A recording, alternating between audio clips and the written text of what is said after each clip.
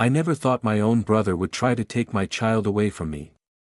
Family disagreements are one thing, but when I received notice that my brother was filing for custody of my son, my world tilted. It wasn't just betrayal, it was a knife to the heart. That at first, I thought it was some sort of mistake, a mix-up in the paperwork, maybe even a cruel joke. But then I found out my parents were supporting him, telling everyone that my son would be better off with his uncle than with me. That was the moment the ground beneath my feet gave way. My name is Jonathan, and I am 36 years old.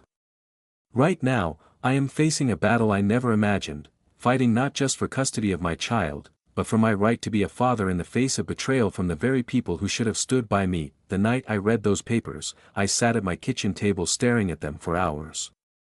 My son, Daniel, was asleep in his room, blissfully unaware of the war about to unfold around him. And I promised myself one thing: no matter what it took, I would never let anyone, not even my own brother, tear him away from me. But I had no idea then just how far my family was willing to go. The morning after receiving the custody notice, I drove straight to my parents' house. My hands were shaking on the wheel, my mind filled with questions. How could my own brother think he had the right to take Daniel from me? And why were my parents standing behind him? When I walked into their living room, my brother Mark was already there, sipping coffee like it was just another day. My parents sat beside him, calm, collected, almost rehearsed. That I slammed the papers down on the table. What the hell is this? You're trying to take my son. Mark didn't even flinch. He leaned back in his chair and said, Jonathan, you're not stable. You're struggling since the divorce, and Daniel deserves better. I can give him a real home. My jaw dropped. A real home? He already has one, with me. He's my son, Mark. Not yours. That's when my mother spoke, her voice stern. Jonathan, you've been under a lot of stress. We've all seen it. Mark is just trying to do what's best for Daniel. I stared at her in disbelief. What's best for Daniel? You think ripping him away from his father is what's best? My father shifted uncomfortably but added, we just want Daniel to grow up in a stable environment. Mark has the means, the house, the resources. You're still putting yourself back together. It felt like the air had been sucked out of the room. The very people who should have defended me were standing shoulder to shoulder with the man trying to take my child. My brother smirked, as if he'd already won. That I left that house shaking, my heart pounding with rage and despair. It wasn't just a custody fight anymore. It was me against my entire family, and for the first time, I realized just how far they were willing to go to take Daniel from me. A week later, a thick envelope arrived at my door, court filings, neatly bound, signed by my brother's attorney. Reading through the pages, my stomach twisted tighter with every line.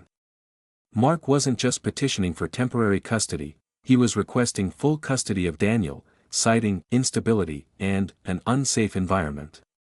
The words felt like a punch to the chest. Unsafe. I had spent every ounce of myself making sure Daniel's life stayed steady after the divorce.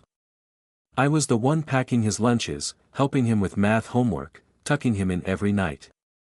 How could my own brother twist my struggles into weapons against me? I called my lawyer, a woman named Karen who had guided me through the divorce. Her voice was calm but firm. Jonathan, this isn't something we can brush off. He's being supported by your parents. Judges take that seriously, it paints a picture of you as isolated and him as the responsible option. We need to prepare for war. The next hearing came fast. I walked into the courtroom with Karen by my side, my heart pounding. Across the aisle sat Mark, confident, well-dressed, my parents flanking him like loyal soldiers. When his lawyer stood, the accusations poured out. Mr. Jonathan Collins has been emotionally unstable since his divorce, financially strained, and incapable of providing a stable environment for his child. His brother, Mark Collins, supported by both parents, is willing and able to assume custody to ensure the child's well-being. Each word was like acid on my skin. My mother nodded along.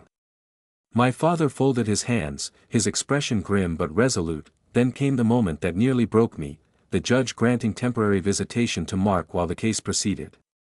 Watching Daniel walk out of the courtroom holding my brother's hand, looking confused and scared, tore me apart inside. As I sat alone on that bench after the ruling, one truth burned in me: my family wasn't just against me, they were willing to rewrite me as the villain to steal my son, and I knew I had to fight back harder than I ever had in my life. After that brutal day in court, I sat at my kitchen table long into the night, staring at the empty chair where Daniel should have been eating dinner. Rage and despair wrestled inside me, but beneath them grew something else: determination. If Mark wanted to paint me as unstable, I would expose the cracks in his so-called perfect life. Karen, my lawyer, agreed. We need to show the court that Mark isn't the savior he claims to be. Every man has a paper trail: debts, disputes, habits. We'll find them. The digging started slow: old records, property searches, employment history. Then one evening, Karen called me with her voice sharper than I'd ever heard it. "Jonathan, I found something. Your brother has been sued before, credit issues and a defaulted loan from 3 years ago. He settled quietly, but the documents are here." That was the first crack. A week later, I got another tip, this time from a mutual friend who had drifted from Mark years back. Over coffee, he leaned across the table and whispered, "Jonathan, your brother's not who you think he is. He's been gambling. Big. I've seen him at the casino more times than I can count." The word sent a chill down my spine. Gambling. Debt. A hidden life he thought no one would ever drag into the light. That I hired a private investigator to confirm it. Within days, I had photos of Mark walking out of a casino at 2 a.m, stacks of receipts, even a record of withdrawals that lined up with his visits. When I looked at the evidence spread across my table, I felt the first flicker of hope in weeks. Mark had tried to brand me as unstable, but I was about to show the court the truth: he wasn't trying to protect Daniel. He was trying to control him, and hiding a dangerous habit that could destroy any child's stability. For the first time since this nightmare began, I felt like the tide might turn. My parents invited me to dinner a week before the next hearing, clearly hoping to smooth things over. But the moment I walked in and saw Mark sitting at their table, smirking like he already owned my son, I knew there would be no peace. I sat down anyway, the folder of evidence heavy in my bag. The meal was tense: small talk about weather and work, my mother fussing over the food as if pretending everything was normal would erase the war brewing between us. Halfway through, I couldn't take it anymore. I pulled out the folder and slid a stack of photos across the table. "Recognize this, Mark?" He glanced down and froze. The photos showed him walking out of a casino at 2 a.m, the receipts stamped with dates and amounts that screamed addiction. My father's fork clattered onto his plate. "What is this?" he demanded. Mark tried to laugh it off. "Jonathan's desperate. He's making things up to save face." But I cut him off. "Making things up? These are official records, Mark. Bank withdrawals lining up with your casino visits. Court settlements for your unpaid debts. And you had the nerve to call me unstable?" My mother's face went pale. "Mark, is this true?" He glared at me, his jaw tight. "You think you're clever, Jonathan? Dragging this out in front of them? You're pathetic." I leaned forward, my voice low and steady. "No, Mark. I'm a father fighting for his child. And when the judge sees this, your little act of being the responsible one is over." The room fell silent. My parents looked stunned, caught between the son they had defended and the son they had betrayed. For the first time, I saw doubt flicker in their eyes, not at me, but at him. I stood up, gathering the papers. "Dinner's over. Next time we meet, it will be in court. And I promise you, I won't lose." As I walked out, I heard my father's voice tremble for the first time. "Mark, what have you done?" And I knew that the balance had finally shifted. The courtroom felt different that morning. I walked in with my lawyer, Karen, the folder of evidence clutched tightly in my hand. Mark was already there, confident as ever, my parents sitting behind him like loyal soldiers. He gave me that same smug grin, as if the hearing was just a formality before Daniel became his but when the judge entered and the proceedings began, the air shifted. Mark's lawyer repeated the usual arguments, that I was unstable, that I couldn't provide, that my son would be better off under Mark's care. My parents nodded along, their support making his lies seem heavier. Then it was our turn. Karen stood tall, her voice steady as she addressed the court. Your Honor, we have reason to believe the petitioner is not the stable guardian he claims to be. In fact, he has a history of financial irresponsibility, gambling addiction, and outstanding debts that place any child in his care at significant risk. The courtroom buzzed. Mark shifted in his seat, his lawyer fumbling with papers. Karen laid the evidence out piece by piece, photos of Mark leaving casinos at ungodly hours, receipts of massive cash withdrawals, records of a lawsuit he had quietly settled after defaulting on a loan. Finally, she slid across a timeline showing how his gambling trips aligned perfectly with the periods he claimed he had been caring for Daniel during visitation. The judge leaned forward, his expression dark. Mr. Collins, is this true? Mark stammered, it's exaggerated. Just a hobby. Nothing out of control. Karen struck hard. A hobby that cost him over $50,000 in debt, Your Honor. A hobby that directly contradicts his claim of stability. My parents sat frozen, their faces drained of color. My mother's hand flew to her mouth, my father stared at the floor. For the first time, their faith in Mark cracked wide open. The judge's gavel hit sharply. We will adjourn until tomorrow, but let it be clear, the petitioner's credibility is severely compromised. As we left the courtroom, I caught Mark's glare. His confidence was gone, replaced by panic. And for the first time, I felt like justice was finally tilting toward me and my son. That evening, after the devastating day in court, I got a call from my mother. Her voice was sharp, almost frantic. Jonathan, how could you do that to your brother? Dragging his mistakes into court like that? I nearly dropped the phone. How could I? Mom, he's trying to steal my son. He lied to the judge, painted me as unfit, and you sat right there nodding along. What was I supposed to do, let him win? Her tone softened, but not with compassion, just excuses. Mark has made mistakes, yes, but he's still your brother. Family should protect family. The words cut deep. Protect family? I shot back. What about me? What about your grandson? Why don't I deserve your protection? There was silence. Then my father's voice broke in, heavy with disappointment. Jonathan, you're tearing this family apart. This is becoming ugly, and you're making it worse by dragging everything into the open. I felt my chest burn with fury. No, Dad. Mark did that when he filed for custody. You did that when you took his side instead of mine. I'm not the one tearing us apart, you are. For a moment, no one spoke. I could hear my mother sniffling quietly on the other end, but I knew those weren't tears for me. They were tears for Mark, the son they still clung to even as his lies unraveled in front of them. Finally, I said, you can keep defending him if you want, but tomorrow, the judge will hear the rest of the truth. And whether you're with me or against me, I will not lose my child to him. I hung up before they could answer, my hands trembling. Deep down, I still longed for them to see me, to stand by me. But in that moment, I understood something brutal. No matter how much truth I revealed, some people choose their favorite, even if it destroys the family, and the next day in court, I would have to face not only my brother, but also the weight of my parents' denial. The next morning, the courtroom was packed. The tension was so thick it was hard to breathe. Mark looked worn out, his usual confidence replaced by restless tapping on the table.